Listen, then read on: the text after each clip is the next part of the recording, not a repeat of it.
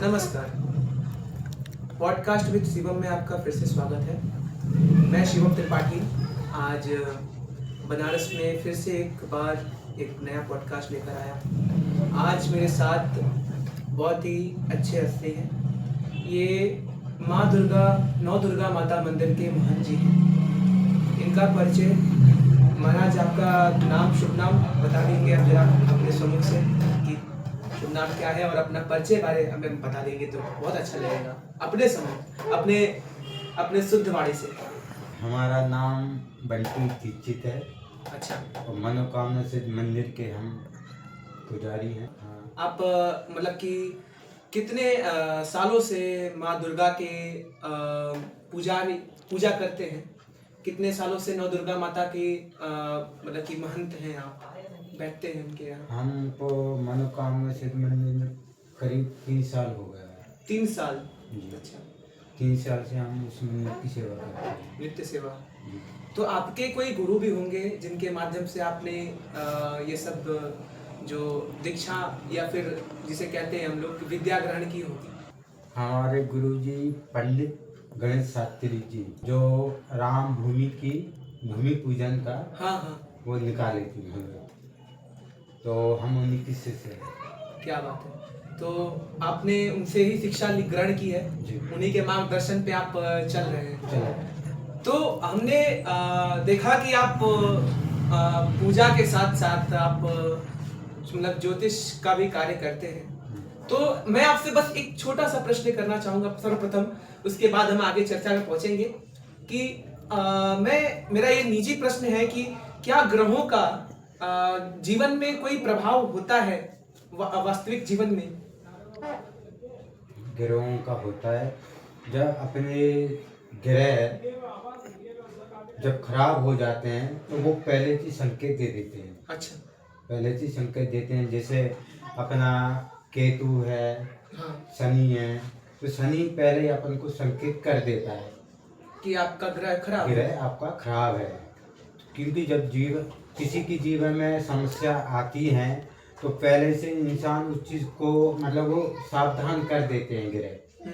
तो इंसान उस चीज को समझ नहीं पाता है। ग्रह हर इंसान के ऊपर ग्रह आता है। तो हम यही कहते हैं सब लोगों से, जीवन में एक बार अपना जो भी है कुंडली है वो जरूर गुरुजी लोगों को दिखाना चाहिए। अच्छा, ताकि पता चले हमारी आने की लाइफ कैसी चले रहेगी। ठीक। तो अच्छा, मैंने अभी एक चीज देखी है कि इस फील्ड में मतलब कि ज्योतिष वाले फील्ड में बहुत सारे लोग अभी आ गए हैं। अभी ऑनलाइन में भी बहुत सारे लोग आए हैं, एस्ट्रोटॉक करके, या फिर बहुत सारे ऐसे आए हैं। तो क्या लगता है कि वो रियल है, असली में बताते हैं, सच बताते हैं, हकीकत बताते हैं या नहीं? देखो आज के समय में कंप्यूटर मोबाइल ये चीजें चल तो रही हैं, पर उसमें कुछ चीजें फर्जी भी चल रही हैं जी। फर्जी बनाकर अपना पैसा कमाते हैं और ऑफिस खोलकर अपना धंधा कर रहे हैं आज के समय में लोग। देखो हम तो ये मानते हैं, जो इंसान गुरु जी के साथ में रहकर रात दिन अध्ययन किया है वेदों का तो किसी भी चीज़ का, तो वो ही इंसान आपको बता सकता है हाँ ये चीज़ गलत है, ये चीज़ गलत नहीं है। और जो आज के समय में कंप्यूटर लेकर और लैपटॉप लेकर बैठा है तो कम से कम उस चीज़ पर थोड़ा कम ध्यान दीजिए आप। जी धन्यवाद। तो अभी तो ये हो गया आपके ज्योतिष वाली बात। अभी मैं थोड़ा सांस्कृतिक बातें करूंगा, क्योंकि मुझे पता चला है कि आप ज्योतिषी तो हैं, तो आप ब्राह्मण भी हैं साथ में। तो मैं एक एज अ ब्राह्मण, मैं भी एक ब्राह्मण हूँ, और एज अ ब्राह्मण मैं आपसे कुछ प्रश्न करूंगा, क्योंकि मुझे अभी बहुत सारी चीजें मुझे अपने अंतर्मन में है कि मुझे पता नहीं है, और मैं चाहूंगा कि उससे आप मैं सवाल पूछूं और जनता भी इस बात में जाने कि क्या मतलब कि उन सवालों का जवाब आप देते हैं। तो सर्वप्रथम कि अभी इस समय बनारस में एक बहुत अच्छा माहौल चल रहा है। कुंभ के पश्चात लोग श्रद्धालुओं की भीड़ उमड़ी हुई है। तो क्या मतलब कि बनारस का महत्व रहा है शुरू से लेके अभी तक, बनारस का महत्व क्या रहा है, और बाबा विश्वनाथ का महत्व क्या रहा है? आप अपने भाषा में, अपने शब्दों में कुछ बता दीजिए। अब इसमें हम क्या बताएं। पहले और अभी में बहुत परिवर्तन चेंज हो गया है, क्योंकि पहले के समय में बहुत गंदगी रहती थी घाटों पर। हाँ वो सफा हो गई है, हाँ गली साफ हो गई है, हर गली में लाइट हो गई है। तो पहले में अभी में बहुत अंतर है। इन सब का श्रेय कुछ बताएंगे किसको जाता है? अब देखो, अब हमारे नरेंद्र मोदी जी आए हैं, तब से विकास हो गया है। हाँ हाँ, तब से उसके बाद से विकास हुआ है। विकास हुआ है, मतलब मुख्यमंत्री योगी जी और मोदी जी के आने के बाद, प्रधानमंत्री मोदी जी के आने के बाद ये सब कार्य सफल हुआ है। आपको लगता है? और हमें भी लगता है कई हद तक, क्योंकि मैं भी बनारस में रहता हूँ, तो मुझे भी लगता है कई हद तक कि ये बात तो सच है। आज के समय और आज समय के हिसाब से विरोध हो रहा है घाट पर। हाँ देखो, कुछ चीजें नई चीज भी होना चाहिए समय के हिसाब से। हाँ। समय के हिसाब से इंसान बदलता है, तो समय के हिसाब से हर चीज बदलना चाहिए। हाँ जैसे घाट है, तो घाट पर लाखों में लोग आते हैं, धक्का धक्की होती है, परेशानियां आती हैं, तो उसके लिए सरकार जगह अपना हाँ व्यवस्था कर रही है। हाँ तो विरोध हो रहा है, मंदिर तोड़ दिए हैं। हाँ, ये मैंने अभी देखा कि मणिकर्णिका घाट के पास में कई सारे मंदिर थे, तो उनको तोड़ा गया। तो उस पे बहुत विरोध हो रहा है कि मंदिरों को तोड़ा गया। बहुत सारे मंदिरों के जो देवी देवता थे उनको क्षति पहुंची है। तोड़ रहे हैं, पर मंदिर नहीं तोड़ रहे हैं। हाँ। उस जगह को बराबर कर रहे हैं। अब मंदिरों को क्षति पहुंची है कि नहीं पहुंची है? मंदिर को नहीं पहुंची है। नहीं पहुंची है। वो तो सब रील बना रहे हैं, फर्जीवाड़ी बातें हो रही हैं। मतलब कि एडिट करके लोगों को बताया जा रहा है। ऐसा कोई बात नहीं है कि मतलब कि वहाँ पर मंदिरों को या देवी देवताओं को, मूर्तियों को क्षति पहुंचाई गई है। ऐसा कुछ भी नहीं है। ऐसा कुछ नहीं है। वो तो आने वाले समय के लिए सब परिवर्तन किया जा रहा है। परिवर्तन ही संसार का नियम है, ये तो बात है। हर समय के हिसाब से हर चीज नहीं होना चाहिए। तो इस हिसाब से मैं एक और प्रश्न आपसे करूंगा। बहुत अच्छी आपने बात कही कि परिवर्तन हुआ, तो परिवर्तन के विषय में हम लोग देखेंगे कि राम मंदिर अभी बना है जी। अब जो कि हमें जहां तक ज्ञात है कि 500 वर्षों पश्चात भगवान श्री राम की प्राण प्रतिष्ठा 2024 में हुआ, और जो कि भव्य तरीके से हुआ हमारे प्रधानमंत्री मोदी जी के मतलब कि उनकी सहायता से, उन्हीं के हाथों से हुआ, उन्हीं के मतलब कि जरिए हुआ। तो उस चर्चा पे आप क्या कहना चाहेंगे कि वो प्राण प्रतिष्ठा जो हुआ, जो भव्य प्राण प्रतिष्ठा हुआ, तो उस पे आप क्या कहना चाहेंगे? कुछ अपना विषय उस पे यही बोलते हैं, गुरु जी के माध्यम से बहुत शुभ काम हुआ है, और आने वाले समय में नई जो पीढ़ी आ रही है उनके लिए संकेत है। भाई उस चीज को समझिए। आज के समय में लोग उस चीज को समझ नहीं पा रहे हैं। राम जी कौन थे, कृष्ण भगवान कौन थे, उस चीज को भूल जा रहे हैं। संस्कृति है उसको भूल रहे हैं। उसको याद दिलाने के लिए राम मंदिर बना है, और वो तो हमेशा रहेगा राम मंदिर। ये बात तो आपने सही कहा। तो अभी एक विषय हम लगते हैं एक और कि अभी फिलहाल में आप देख रहे हैं कि हमारे बीच में कई सारे धर्म विरोधी भी रह रहे हैं, जिनके हिसाब से कि ये मंदिर जो भी तोड़ा जा, मतलब कि मस्जिद उनका तोड़ा जा रहा है, चाहे ज्ञानवापी की बात की जाए, चाहे बाबरी मस्जिद की बात की जाए, तो उनको ये लगता है कि वो मस्जिद पहले से वहां पर उपस्थित थी, और हमारे मंदिर जो वहां पर अभी बने हैं या फिर वहां पर थे या फिर तोड़ के वो मस्जिद बनाए गए हैं। देखो, जो पहले थी भूमि, वो भूमि पहले भोलेनाथ की वो जगह थी। हाँ। आज से 1000 लाखों साल पहले उस जगह पर भोलेनाथ का वास था। जब समय के साथ साथ में ऐसा हुआ है, मंदिर को तोड़ा गया, मंदिर को तोड़कर हाँ, वो अपना मस्जिद को बनाया गया, ज्ञानवापी बनाया गया। तो अभी इस बात को इनकार क्यों किया जा रहा है कि ये मस्जिद पहले से वहां पर था और मंदिर नहीं था, जबकि भी प्रमाण भी है उसके अंदर श्रृंगार गौरी को पाया भी जा रहा है कि वो श्रृंगार, अच्छा मान लीजिए अगर वो मस्जिद पहले से थी तो श्रृंगार गौरी कैसे अंदर है? अवश्य बात ये प्रश्न उठती है। क्यों नहीं? तो ये सारी बातें ये उन लोग को क्यों नहीं पता, उन लोग को क्यों नहीं समझ में आ रही है? क्योंकि सबकी यहाँ भी आंखों पे पट्टी है ना, अभी पट्टी खुली नहीं। जितने या पट्टी खुले है या फिर जबरदस्ती बांधी गई है कि नहीं हमको नहीं दिख रहा है, हमको, हम तो अंधभक्त थे या हम हैं और रहेंगे। ये ऐसा किया गया है कि ये पहले बंधी हुई है, वो तो ऐसा है, जबरदस्ती है कि वो पहले से बंधी हुई है? नहीं, बानी है। हाँ, और अब जाकर खुले रही है, अब पता चला लग रहा है कि खुल रही है। हाँ, अब पता चल रहा है सबको पता चल रहा है। बहुत अच्छी बात है, जो कम से कम पता तो चल रहा है कम से कम। और वैसे ही हम लोगों ने देखा कि बाबरी ढांचा जब गिराया गया था तो उस समय भी विरोध हुआ था, लेकिन अब जब वहां पर राम मंदिर बना है उसके पश्चात जो मतलब कि वहां पर जो देख सकते हैं कि जो माहौल है वहां का, उस हिसाब से मतलब कि श्रद्धालुओं की भीड़, अब कोई कुछ नहीं कर सकता, कोई चाहकर भी कोई कुछ नहीं कर सकता। तो क्या लगता है कि आने वाले समय में कि ये जो धर्म विरोधी हैं, या फिर जो कहे कि आप समझ सकते हैं और हमारे दर्शक भी समझ सकते हैं धर्म विरोधी मैं किसे कह रहा हूं, हमारे धर्म में भी बहुत सारे हैं और ऐसे तो हैं ही धर्म विरोधी, तो उन धर्म विरोधियों को क्या मतलब मैसेज पहुंच रहा है इस टाइम पर? अब उनके लिए हम क्या बोले उनके लिए बोलने के लिए कुछ है ही नहीं, वो खुद समझ जाएंगे। वो उनके लिए हमारे महाराज जी काफी हैं, जो अभी पद पे बैठे हुए हैं और आने वाले टाइम पर भी बैठे रहेंगे। जी, बहुत सही बात कही आपने। अभी फिलहाल में मैंने इनसे जो चर्चा किया, मैं एक और परिचय अपने बीच में लाना चाहूंगा। इन्हीं के सहयोगी हमारे बीच में बैठे हुए हैं, वो भी इन कुछ विषयों पे बताना चाहते हैं। तो मैं निवेदन करूंगा महाराज जी से कि आप भी यहाँ पर आए और यहाँ पर अपना कुछ विषय मैं आपसे पूछूंगा, कुछ सवाल, आप आइए और थोड़ा बताइए अपना। पहले तो प्रथम भाई साहब नमस्कार, आप अपना नाम और अपना परिचय अपना बता देंगे तो बहुत अच्छा लगेगा। तो श्री हरि जो काशी, भगवान काशी विश्वनाथ की नगरी में सभी दर्शकों को हमारी तरफ से महादेव।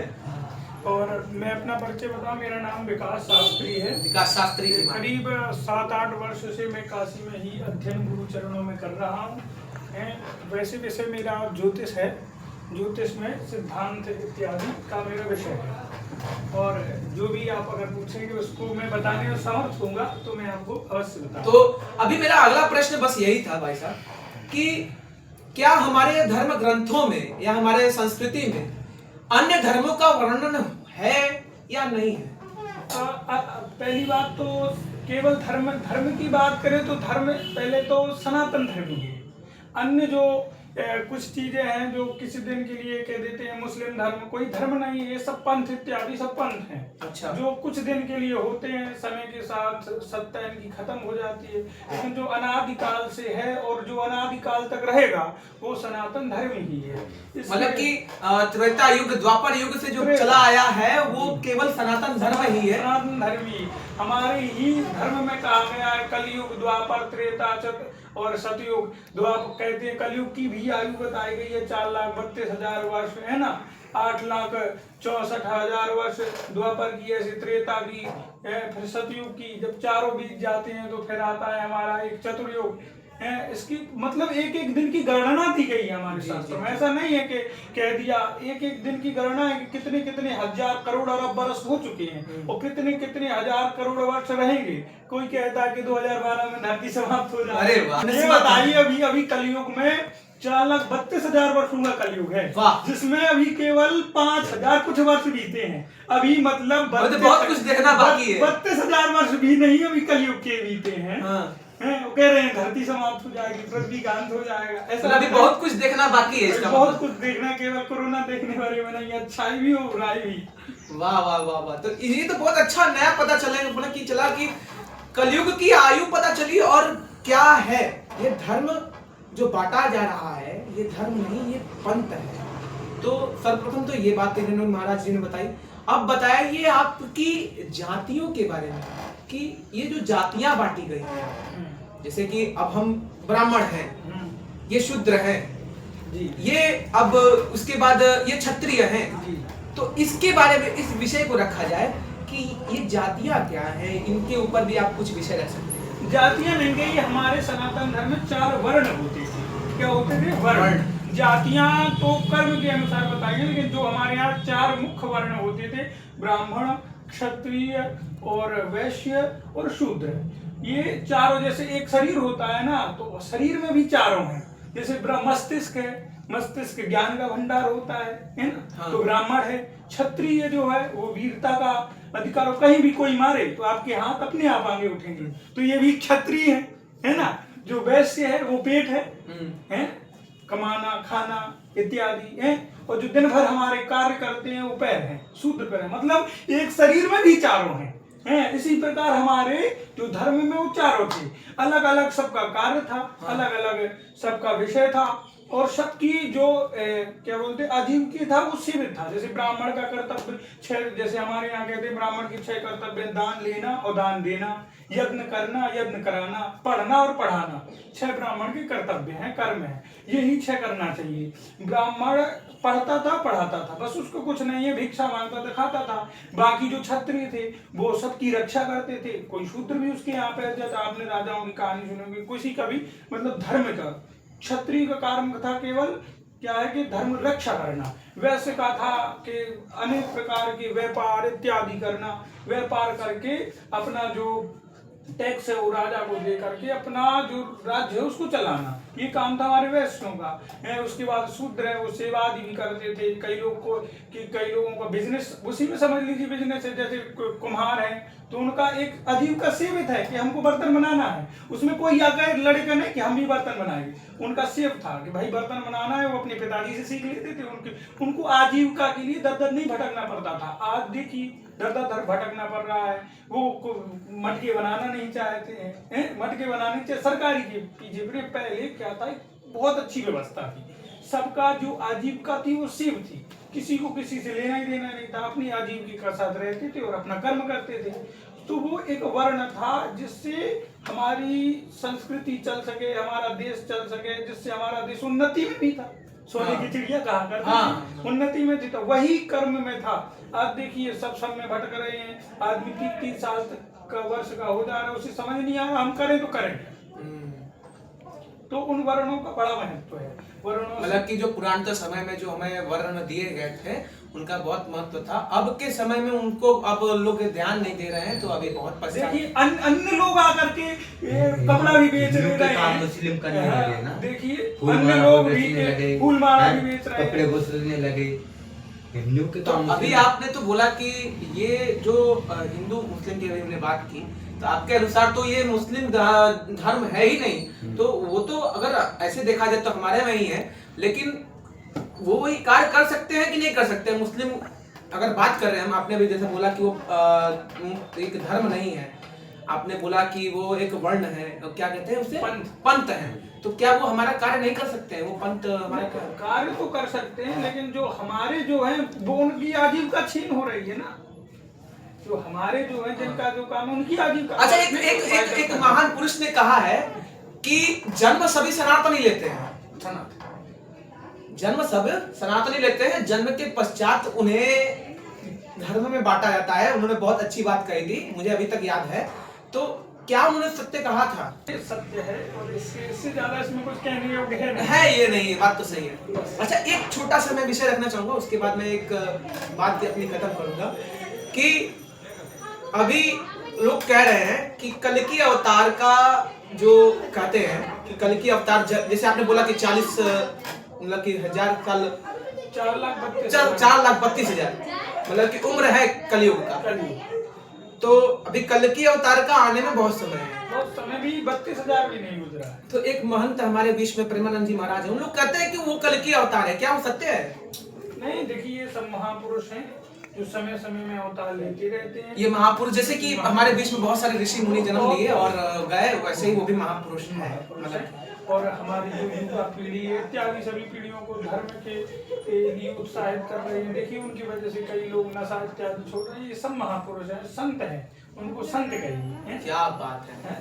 तो अब मैं एक छोटा सा प्रश्न पूछ के अपनी बात को समाप्त करूंगा कि आपने ज्योतिष विद्या जो आपने ग्रहण की, तो आपके गुरु कौन थे? और मतलब जो आपने ग्रहण की होगी अगर, तो आपके गुरु भी कोई होंगे, जी, तो ज्योतिष का पहली बात तो मैं एक जगह नहीं, या फिर आपने जो शिक्षा ग्रहण की किसी भी संस्कृति की या फिर आपने जो ग्रहण की है तो कहाँ से, किससे ग्रहण की? यही बनारस में रह करके ही गुरु सेवा में, गुरु सेवा में, मतलब कि किसी विद्यालय में ग्रहण विद्यालय की? में इत्यादि बहुत अन्य- अच्छा। अन्य- लेकिन आपसे बात कर बहुत अच्छा लगा, और महाराज जी आपसे भी बात करके बहुत अच्छा लगा, क्योंकि आप दोनों ने जो विषय रखा हमारे बीच में और जो हमने जो सवाल पूछे बहुत ही अद्भुत जवाब दिया आपने, उससे मुझे लगता है कि हमारे दर्शकों को कुछ ना कुछ सीखने का मौका मिला होगा, और जरूर मुझे बहुत खुशी हुई और आपने समय निकाला कि आपने मुझसे सवालों का जवाब दिया। आपको भी धन्यवाद कि आपने मतलब कि मुझे इस काबिल समझा कि मैं आपसे सवाल पूछा और आपने अद्भुत जवाब दिया, तो मुझे बहुत खुशी हुई आप दोनों लोग से बात करके। तो धन्यवाद मेरे पॉडकास्ट में आने के लिए आप दोनों लोग का, और इसी तरह पॉडकास्ट देखने के लिए पॉडकास्ट विद शिवम को सब्सक्राइब कर लीजिए, ताकि आप लोगों को ऐसी जानकारियाँ और भी मिलती रहे। और मैं चाहूँगा कि आप लोग के सपोर्ट से मैं और भी लोगों से बात कर सकूँ, और भी ऐसे महान अनुभव से मैं बात करता रहूँ और आप लोग तक बात पहुँचाता रहूँ। धन्यवाद।